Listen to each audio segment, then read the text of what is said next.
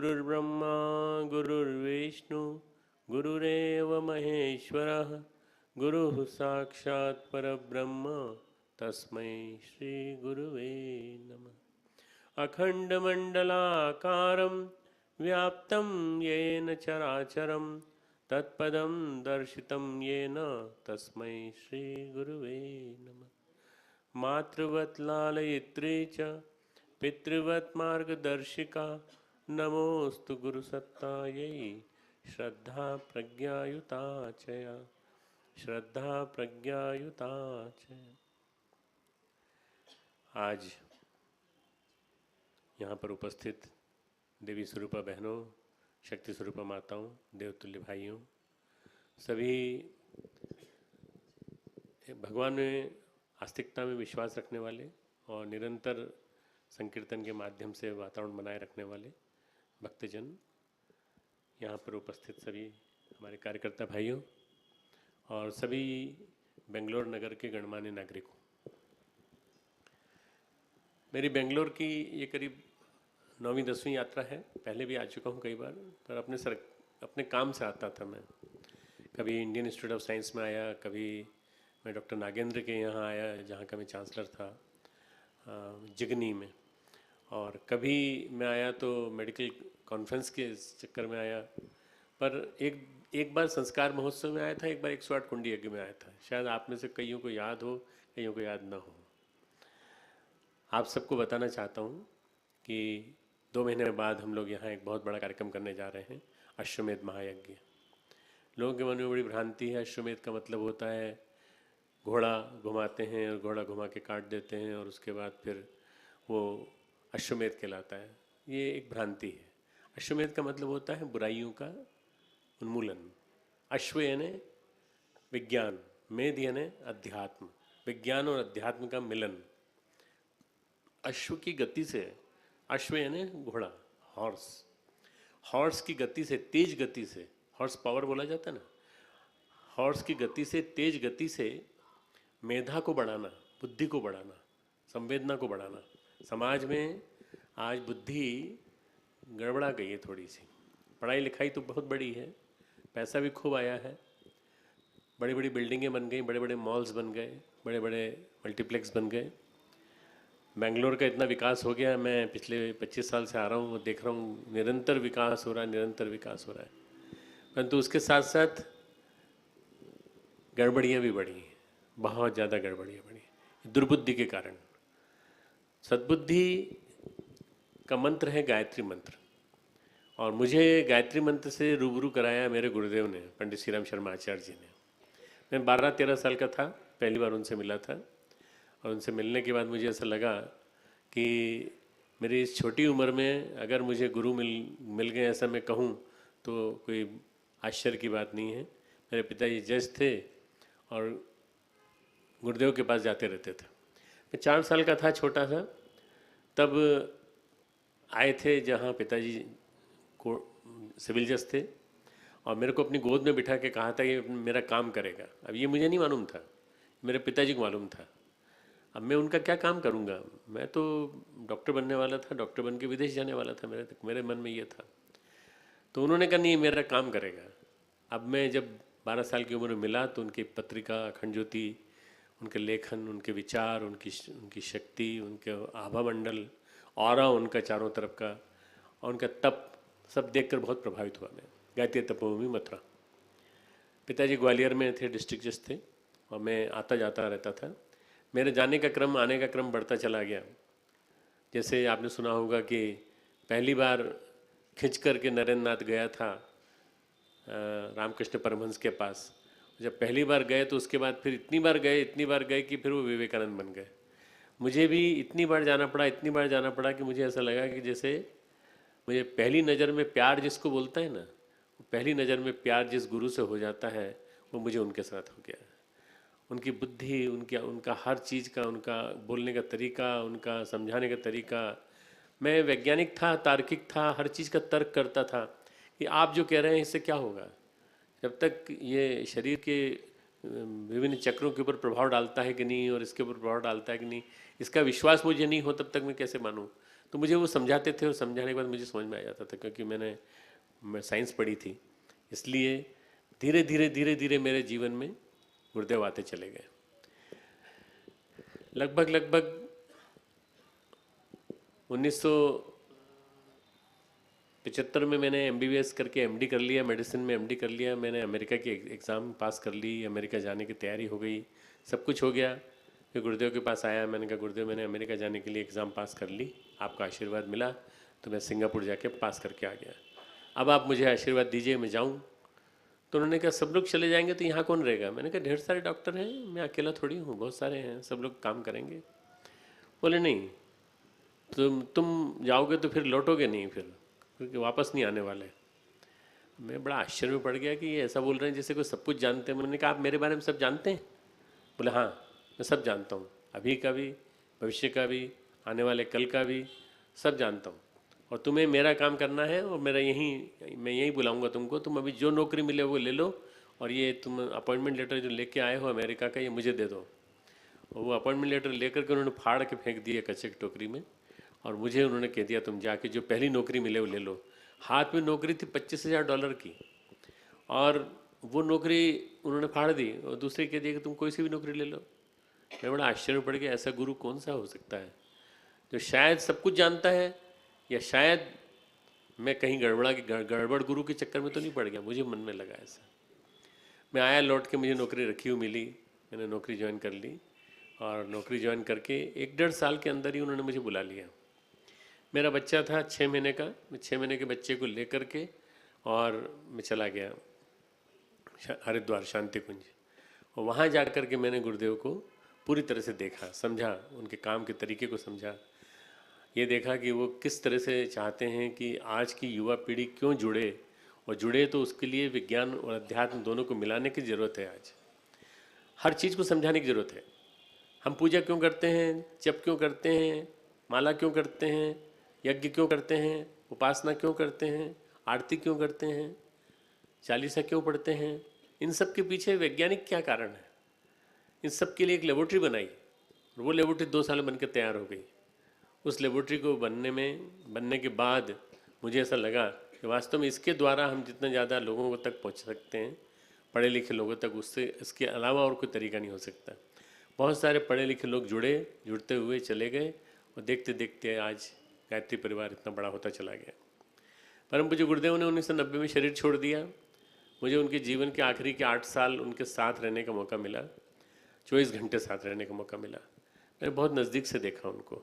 मैंने देखा साक्षात भगवती के रूप थे वो, साक्षात गायत्री का रूप थे वो। कई बार मुझे उनके दर्शन गायत्री के रूप में भी हुए, कई बार मुझे उनके दर्शन माँ भगवती के रूप में हुए, कई बार मुझे उनके दर्शन किसी न किसी रूप में हुए। और उनका अनुष्ठान, उनका सतत चलने वाली जप की प्रक्रिया, उनके चमत्कार ढेरों इतने हैं कि मैं बताना, अभी समय कम है, ज़्यादा बता नहीं पाऊँगा। मैं कभी बताऊँगा आपको जब मैं अपन अश्वमेध में आऊँगा तब, या तो उसके पहले या उसके बाद जब गोष्ठियों के क्रम चलेंगे तब मैं बताऊँगा कि किस किस तरह से परम पूज्य गुरुदेव ने अकेले अपने बलबूते करोड़ों लोगों का एक संगठन खड़ा कर दिया, जिसका नाम है अखिल विश्व गायत्री परिवार। हेडक्वार्टर है शांति कुंज हरिद्वार। प्रिंटिंग सेटअप है पूरा के पूरा, करीब करीब 32 प्रिंटिंग प्रेस हैं बड़ी, जहाँ से सारा साहित्य छपता है गुरुदेव का। वो है मथुरा, जहाँ से गुरुदेव का लिखा हुआ साहित्य छपता है।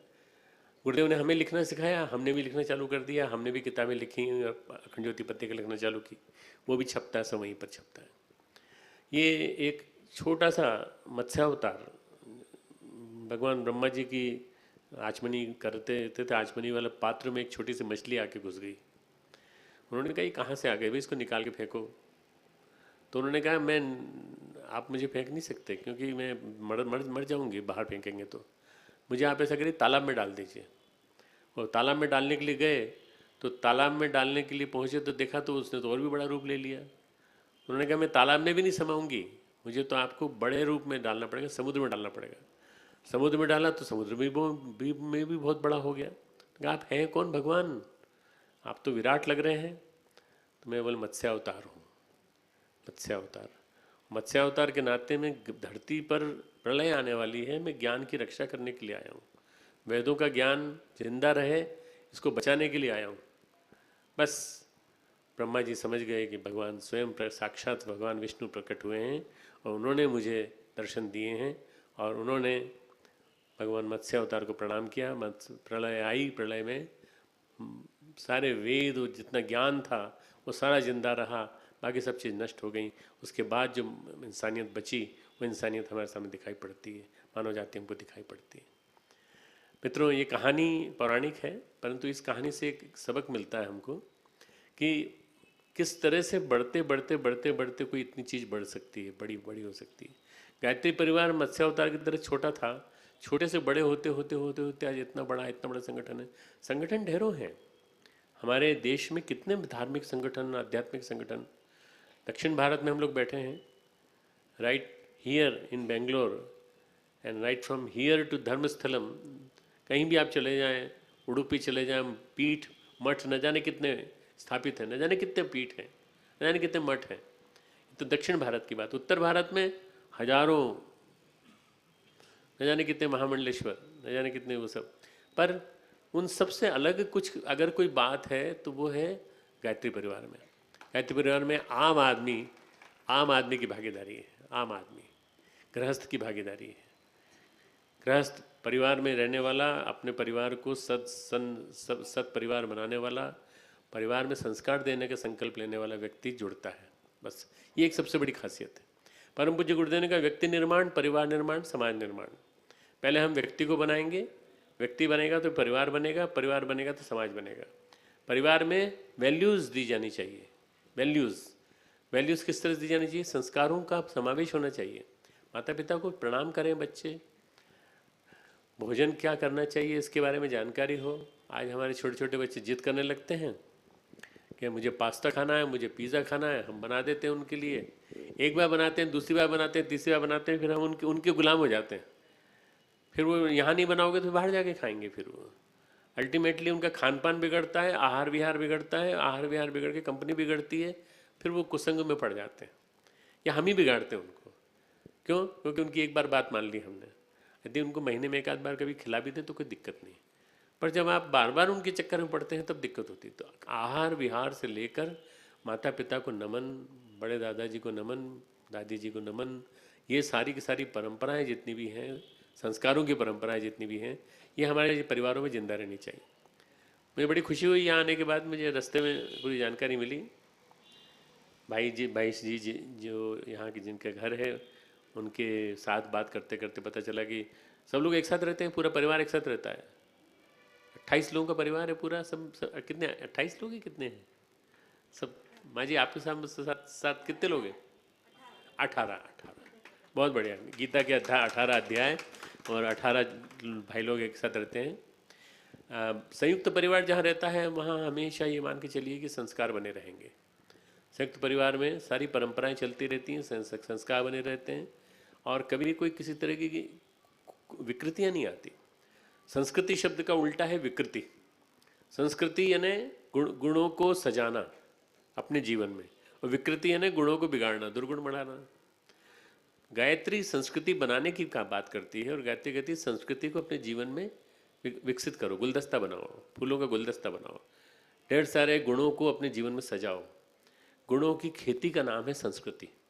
भारतीय संस्कृति गुणों की खेती है, सद्गुणों की खेती। जैसे हम खेती करते हैं तो पौधा लगाते हैं, एक पौधा छोटा सा होता है, बड़ा होता जाता है, फिर उसकी ट्रिमिंग कर देते हैं चारों तरफ से। उसके बाद हम बगीचे में फूल देखते हैं, सब सजाते हैं, सुंदर लगता है। संस्कृति है ना सजाना, मानवता को सजाना। इसी देव संस्कृति के नाम पर हमने अपने विश्वविद्यालय का नाम रखा है, देव संस्कृति विश्वविद्यालय। देवताओं को जो बना दे ऐसी संस्कृति का विश्वविद्यालय, आदमी को देवता बना दे, आदमी के अंदर के सोए हुए देवता को जगा दे। क्योंकि भगवान ने कहा है बेटा मैं तो सबके अंदर हूँ, ममे वांशो जीव लोके जीव भूत सनातन। मेरा ही एक अंश हर व्यक्ति के अंदर बैठा हुआ है, मेरा ही एक अंश। कोई भी व्यक्ति बुरा नहीं है, हर व्यक्ति के अंदर परमात्मा है, बस उसकी परमात्मा को जगाने की जरूरत है। बस हम क्या करते हैं कि हम हर व्यक्ति को बुरा मान बैठते हैं, तो बुरा मान कर फिर उससे फिर घृणा करने लगते हैं, फिर उससे हम बुरा मान जाते हैं, फिर हम उसके बारे में न जाने क्या क्या सोचने लगते हैं। इसके बजाय उसकी अच्छाई को हम उभारने की कोशिश करें तो ज़्यादा अच्छा है। गायत्री परिवार प्रयास करता है कि अपनी पारिवारिक गोष्ठियों के माध्यम से हम लोग साप्ताहिक रूप से, मासिक रूप से और नियमित रूप से मिलें बैठें। तो हमारे प्रज्ञा मंडल चलते हैं, लगभग 50,000 से ज़्यादा प्रज्ञा मंडल पूरे देश में हैं। 4,000 से ज़्यादा प्रज्ञा शक्तिपीठ, प्रज्ञा संस्थान अपने पूरे देश में हैं। और गायत्री चेतना केंद्र अपने पूरे देश में है। जगह जगह अच्छाई को विस्तार करने की बात हम लोग सोचते हैं। गुजरात में बहुत ज़्यादा है, पूरे बिहार, पूरा मध्य प्रदेश, पूरा उत्तर प्रदेश, पूरे भारत के कोने कोने में अपना भारत गायत्री परिवार छाया हुआ है। सबसे बड़ी बात यह कि आम आदमी की भागीदारी उसमें। आम आदमी से मेरा मतलब ये है कि कई बार क्या होता है, धर्म कुछ लोगों तक सिमट कर रह जाता है। ये धर्म के कहाँ तक रहेगा? सेठ जी तक रहेगा, सेठ जी से नीचे नहीं जाएगा किसी के। हम सेठ जी के नीचे तक जाते हैं और उसके जो घर में काम करने वाला आदमी उसको भी जोड़ते हैं। ये जोड़ने का काम जो है ये बहुत ज़्यादा ज़रूरी है। पिताजी तक नहीं जाते, माताजी तक नहीं जाते, दादाजी तक नहीं जाते, दादाजी के पोते और पोती तक भी जाते हैं और उनको भी हम पकड़ते हैं। शिशु बाल संस्कार शाला चलाते हैं। बाल संस्कार शाला में उनको जोड़ करके हम कोशिश करते हैं कि उनके अंदर संस्कार आए, क्योंकि संस्कार जिंदा रहेंगे तो भारत जिंदा रहेगा, तो भारत जिंदा नहीं रहेगा। भारत की स्थिति इस समय जो है वो आधुनिकता के कारण बड़ी गड़बड़ा गई है। आप कहेंगे आप तो डॉक्टर हैं, आप तो पढ़े लिखे हैं, आप ऐसा बोल रहे हैं। हाँ, मैं ऐसा बोल रहा हूँ। मैं दुनिया घूमी है, मैं 80 देशों में गया हूँ। मैंने सब देशों की संस्कृति देखी, सभ्यता देखी है वहाँ की। मैंने भारतवासियों ने अपनी संस्कृति को जिंदा रखा है। जितना भारत में संस्कृति जिंदा नहीं है, उतनी भारत से बाहर के लोगों ने जिंदा रखी है, बना के रखी है। ये एक बहुत बड़ी बात है कि भारत के बाहर जो अपने प्रवासी भारतीय हैं, उनको डर रहा कि हमारे बच्चे अगर इसको बिगाड़ देंगे तो गड़बड़ा जाएगा, पूरा परिवार सेटअप गड़बड़ा जाएगा। तो उन्होंने अपने बच्चों के माध्यम से उसको जिंदा बनाए रखा और हम लोगों ने उसको सस्टेन किया जा करके। मैं नहीं, अकेला मैं नहीं, मेरा संगठन नहीं, कई संगठन गए। स्वामीनारायण गए, स्वाध्याय मंडल, स्वाध्याय परिवार गया, और भी परिवार गए। ढेर सारे संगठनों ने मिलकर के सस्टेन किया, उनको संभाल के रखा उनको।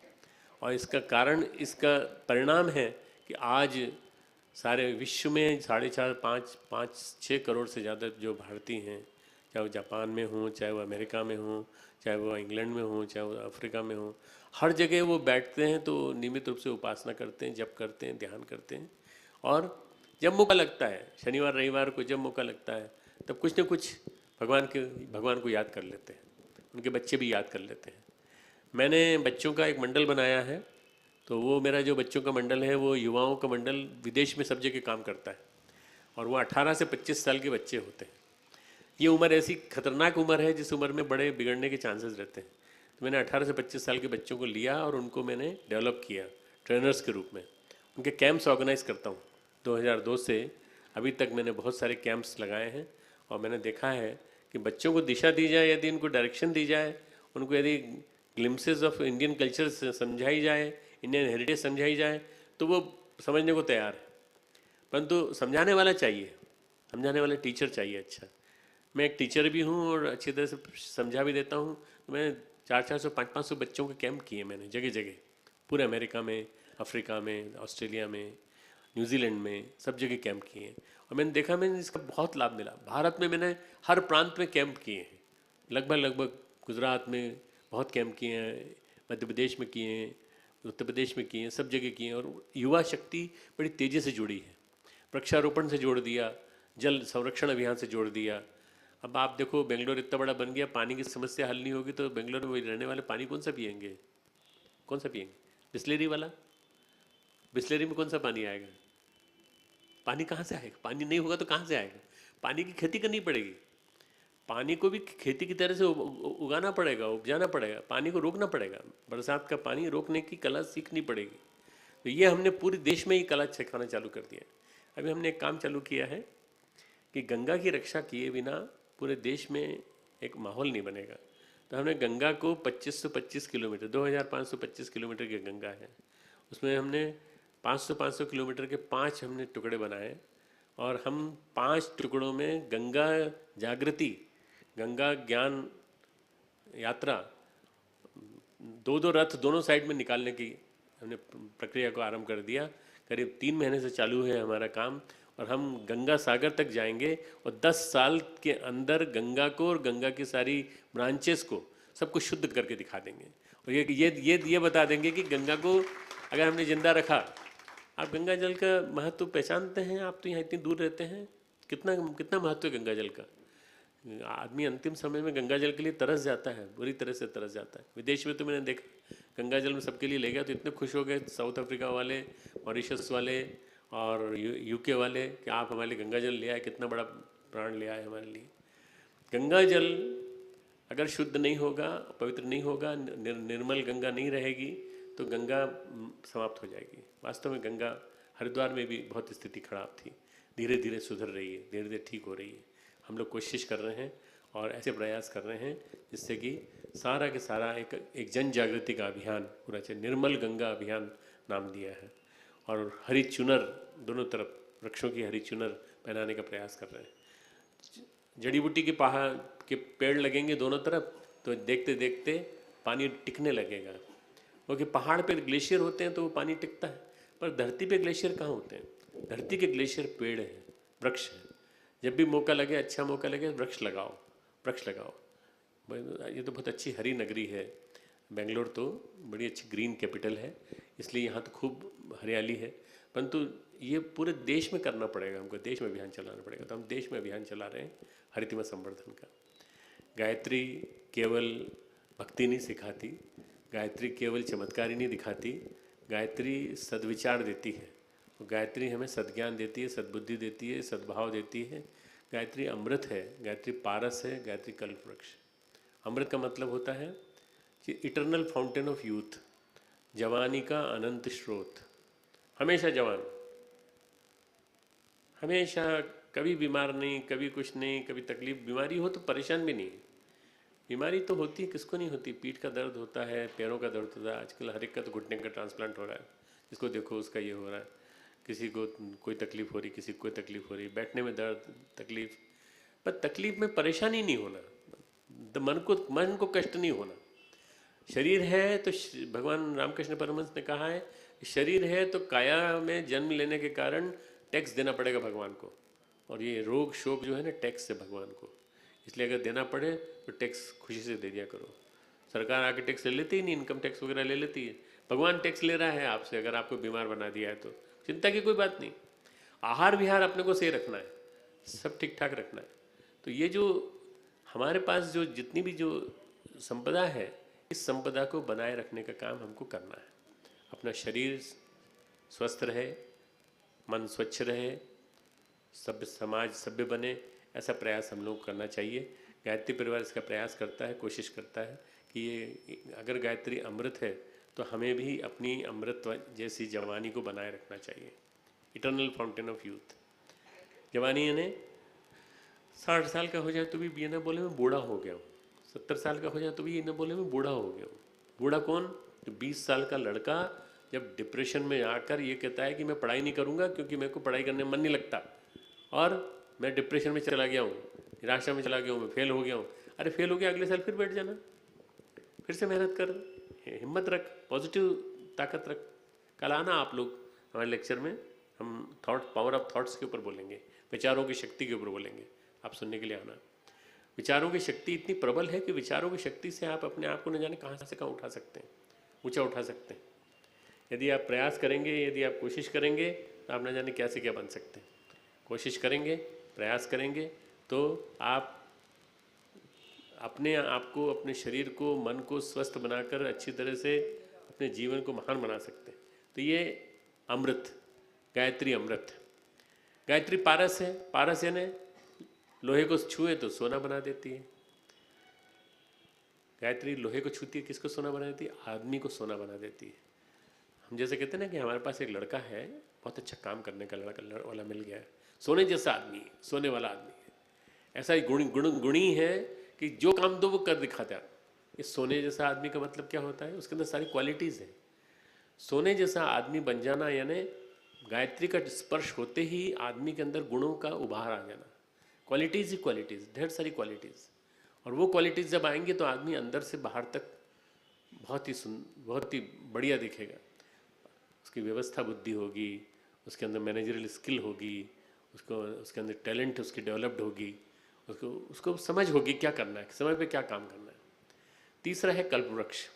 कल्पवृक्ष कहते हैं, कल्पवृक्ष કહેવાય છે જેના નીચે બેસીને તમે મનોકામના सोचो तो पूरी થઈ જાય છે। उसके नीचे बैठोगे तो मनोकामना पूरी हो जाती है। कल्पवृक्ष उसको कहते हैं। कल्पवृक्ष ऐसा स्वर्ग में है ऐसा कहते हैं, पर क्या धरती पे भी है स्वर्ग? धरती पे भी कल्पवृक्ष है? हाँ, कल्पवृक्ष है।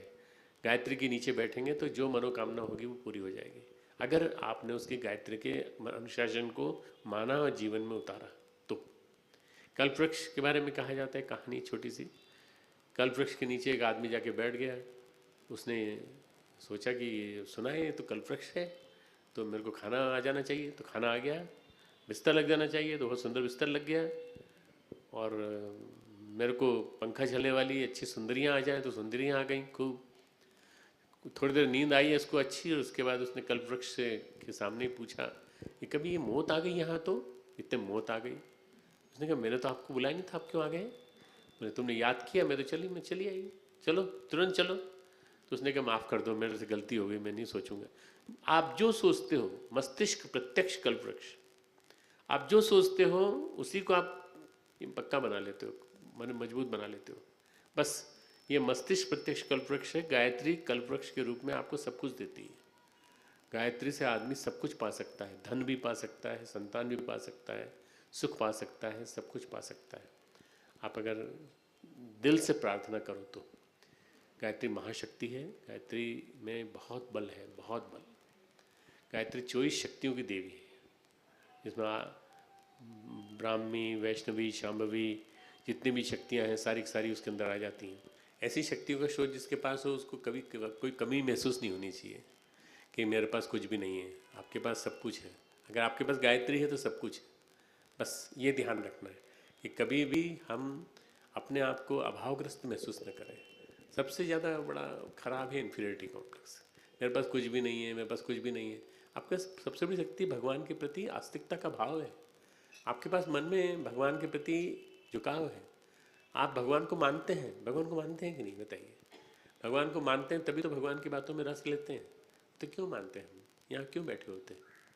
इस समय कहीं पिक्चर हॉल में होते, कहीं कहीं घूम रहे होते नहीं, पर यहाँ बैठे हैं तो इसका मतलब ये कि कोई ना कोई आपके मन में रुचि है। गायत्री हमें जीवन में सही अर्थों में विकसित होना सिखाती है, डेवलप करना सिखाती है अपने आप को, कि हम कैसे अपने व्यक्तित्व को डेवलप करें, व्यक्तित्व का परिष्कार करना सिखाती है। और गायत्री ने, मैं अपने जीवन में देखता हूँ, गायत्री ने मेरे व्यक्तित्व को डेवलप किया। मैं आज 63 साल का हूँ और 63 साल की उम्र में मैं इतना काम कर लेता हूँ जितना शायद इस उम्र के लोग रिटायर अपने आप को मानते हैं और कहते हैं થાકી ગયો છું, થાકી गया, થાક लागे छे, मुझे बहुत थकान लगती है, मैं काम नहीं कर सकता। मैं काम करता हूँ, मैं घूमता हूँ, सारी दुनिया में घूमता हूँ, चक्कर लगाता हूँ, रशियंस में जाता हूँ, जापानीज़ में जाता हूँ, अमेरिकन्स में जाता हूँ, सब में जाता हूँ, बात करता हूँ। स्टूडेंट्स के बीच में जाता हूँ, यूनिवर्सिटी के माध्यम से सब लोगों के बीच में जाता हूँ, बात करता हूँ। मैं समझता हूँ कि गायत्री में बहुत बल है। गायत्री ब्रह्म वर्चस्व है, आत्मबल। ब्रह्म वर्चस्व, ब्रह्म यानी आत्म, वर्चस्व यानी बल, आत्मबल। आत्मबल इनर फोर्स को कहते हैं। जिसके पास आत्मबल होता है उसको किसी बल की जरूरत नहीं है, किसी बाहर की शक्ति की कोई जरूरत नहीं है, किसी गुलाम बनने की जरूरत नहीं है। आत्मबल जिसके पास है उसकी आंखें गांधी जैसी हो जाती है। गांधी की आंखों की तरफ से मत देखना। वाइसरॉय ने को कहा था वहाँ के ब्रिटेन के राजा ने कि अगर कभी मौका लगे तो गांधी से बात जरूर करना, पर गांधी की आंखों से आंखें मत मिलने देना। लेकिन क्यों? वो जादू कर देगा।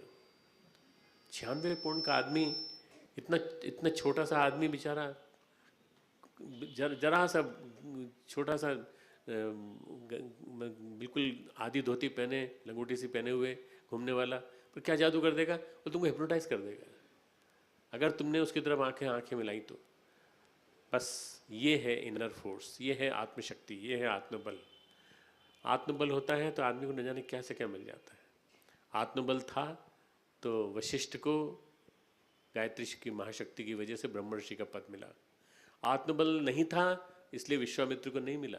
विश्वामित्र ने साधना की, तपस्या की, और तपस्या करने के बाद तब वशिष्ठ का जब उन्होंने सानिध्य प्राप्त किया और उनसे आशीर्वाद प्राप्त किया, तब उन्होंने ब्रह्म तेज प्राप्त किया और ब्रह्मर्षि बने। और गायत्री के ऋषि विश्वामित्र कहे जाते हैं। मित्रों, हमारी संस्कृति बड़ी बड़ी विलक्षण है। हमारी संस्कृति में ऋषियों की संपदा है, विरासती विरासत है, वसीयती वसीयत है, इतना कुछ है, इतना कुछ है कि सब कुछ मिल सकता है यदि हम गायत्री के महत्व को समझ लें। गायत्री में 24 अक्षर हैं, 23.5 है, 23.5, आधा अक्षर नहीं है, मिसिंग है। 23.5 अक्षर है, 24 अक्षर है। 24 अक्षर की गायत्री ओम भूर्भुवः स्वः तत्सवितुर्वरेण्यम भर्गो देवस्य धीमहि धियो यो नः प्रचोदयात्। ओम भूर्भुवः स्वः यानी हे परमात्मा, तुम तीनों लोकों में संव्याप्त हो। हम इसलिए अपने आप को ऐसा मानते हैं कि हम आस्तिक हैं। भगवान तीनों जगह है तो हम आस्तिक हैं। तत्सवितुर्वरेण्यम, उस सविता देवता को जो वरेण्य है, वर्ण करने योग्य है। वर्ण करना यानी उसको वर बना लेना, उसको एक्सेप्ट कर लेना। मोस्ट ब्लॉसमिंग, मोस्ट आइडियल, सबसे ज़्यादा जो श्रेष्ठ हो उसको वर्ण बना। अपनी लड़की के लिए वर चुनते हैं, कौन सा चुनते हैं? कौन सा चुनते हैं? अच्छा चुनते हैं ना, लड़का अच्छा चुनते हैं। तो हमारे लिए वरेण्य कौन है?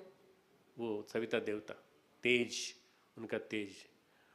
तत्सवितुर्वरेण्यम, उस सविता देवता के तेज का हम वर्ण करते हैं।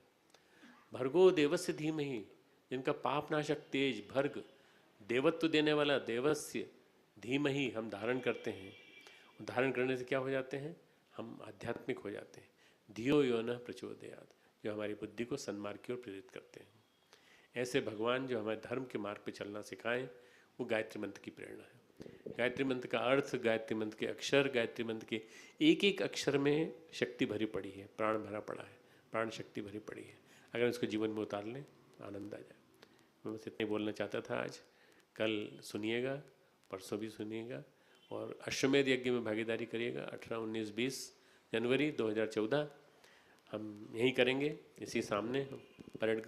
कौन सा ग्राउंड है ये? पैलेस ग्राउंड, पैलेस ग्राउंड में करेंगे। और हिस्टोरिक होगा कार्यक्रम यहाँ का। पूरे उत्तर भारत से भी लोग आएंगे, दक्षिण भारत से भी सब लोग आएंगे। आप लोग सबको आमंत्रण है। मैं जिनके यहाँ रह रहा हूँ, होस्ट बना बैठा हूँ, यहीं रुकूंगा, और आप सबको आमंत्रण है। उस समय जीजी मेरे साथ आएंगी तो हम दोनों आपके बीच में मौजूद होंगे। हम ढेर सारे कार्यकर्ता मौजूद होंगे, सब मेहनत करेंगे और लोगों को गायत्री यज्ञ और अश्वमेध के बारे में बताएंगे।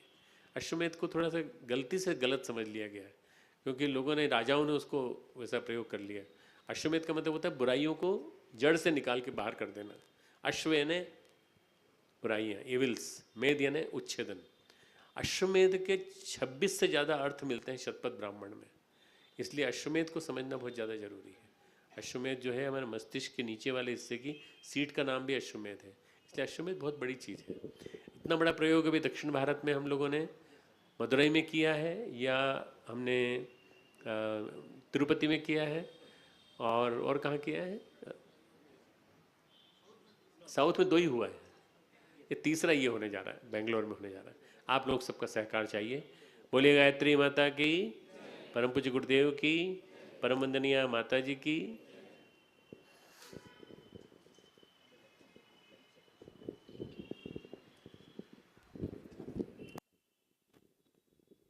शांति पाठ करेंगे, समापन करेंगे। समापन के बाद परम पूज्य गुरुदेव वंदनीय माता जी की चरण पादुकाएं, जो श्रद्धेय डॉक्टर साहब के साथ सदैव साथ रहती हैं, यहाँ पर विराजमान हैं। मिशन की शक्ति का केंद्र है ये। मिशन का विश्वव्यापी विस्तार यहीं से शक्ति पाता है, यहीं से शक्ति लेकर सब लोग काम करते हैं। तो ये सौभाग्य है, पादुकाएं यहाँ पर विराजमान हैं।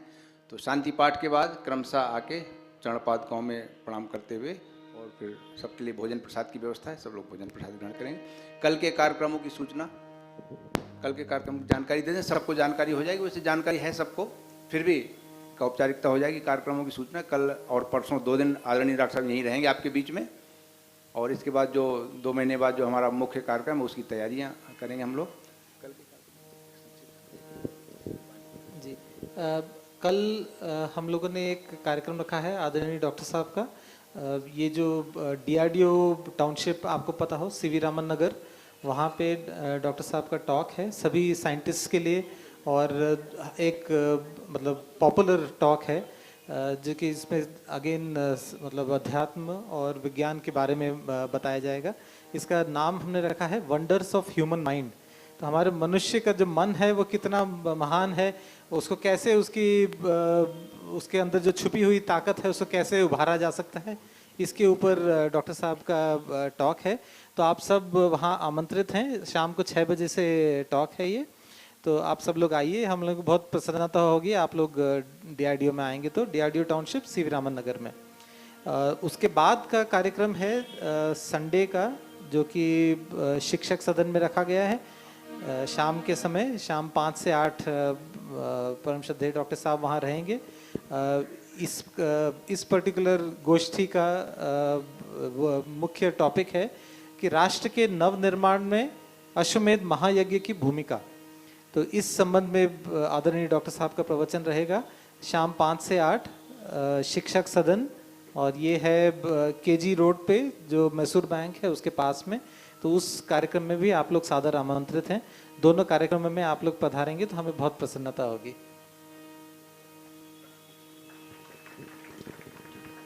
दोनों हाथ जोड़कर अनंत रूप परमात्मा को नमन करें। पहले एक साथ बैठे बैठे कर लें। आदरणीय डॉक्टर साहब अगले कार्यक्रम के अंदर चले जाएंगे।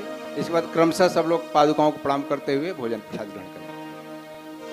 ओम नमोस्तनंताय सहस्रमूर्तये सहस्रपादाक्षि शिरोरुबाहवे सहस्रनाम्ने पुरुषाय शाश्वते सहस्रकोटि युगधारिणे नमः सहस्रकोटि युगधारिणे नमः।